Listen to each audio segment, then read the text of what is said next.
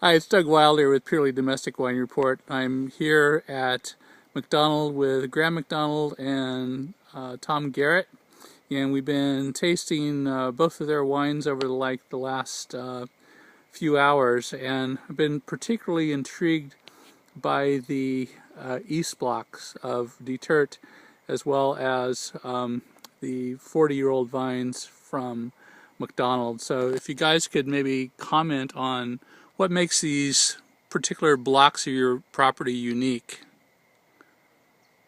Yeah, I'll start just talking about the special aspect of the soil type here, and we get a pretty good bird's eye view from where we are. We're at the top of the alluvial fan that forms our properties, To-Kalon and beyond, out to the Napa River. And at the top of the alluvial fan, really so this is soil that's all come from the hillside above, and it's the gravel, to the coarse material that's come down in big rain events over thousands of years. And as that alluvial fan is formed, the heaviest materials, the biggest pieces of stone and gravel are deposited at the top, and the finer and finer materials heading out toward the Napa River.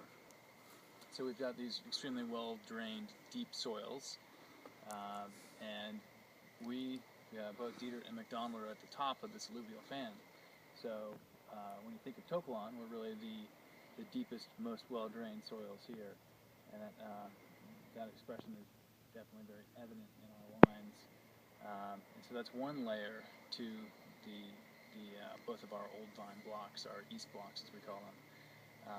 Graeme, you want to take it from there?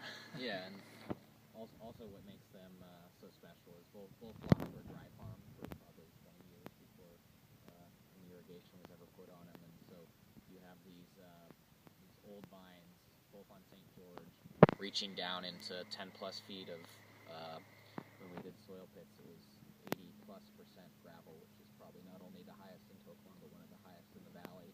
And you just have them tapped so deep into the earth that we really feel like that's what helps express minerality and gives us characteristics in the wine that are unique to the site and within Mondavi, and which our wines have always been in those programs for the last 50 plus years, has really created a core of power and intensity, and I think that's really evident in the wines. And what also makes us so special is that we have this sort of seat on the top of the alluvial fan and the gravel, and create wines that express the place that's surrounded by other vineyards that nobody's ever had the opportunity to try something, a small parcel of it. So I think it's really special. Well, it was a unique opportunity to try your wines side by side and hear you guys talk about the similarities. And Graeme, I know your first real kind of test vintage was probably back in what was 03 or 04? 04, yeah.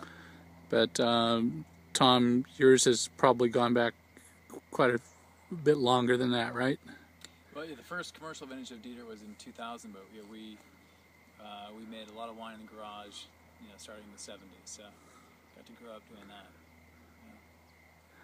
Well, this is remarkable terroir here. I was just commenting as we were trotting through these rows how the ground below me was like walking on a pillow.